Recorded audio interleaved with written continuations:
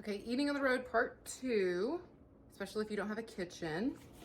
Peanut butter. And bring a tablespoon so you can measure it.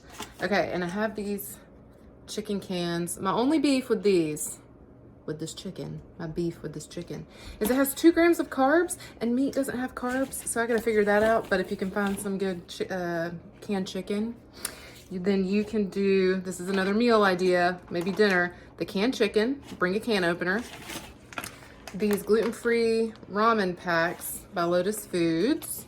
It's brown rice and millet. And coconut aminos if you can get them, but the Coconut Secret brand I like used to have travel packs, and I don't know if they do anymore. I couldn't find them.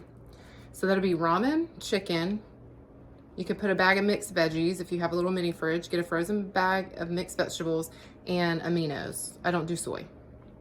All right, also, I need chocolate. And sweet pea, stop that. Stop. Crazy. I'm addicted to dried apricots. I cannot stop.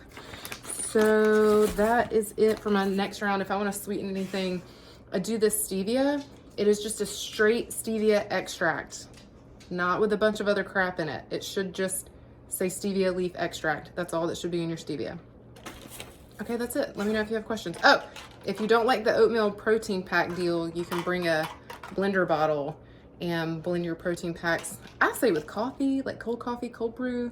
It makes it taste a little better. I thought I had something else. Anyways, that's all.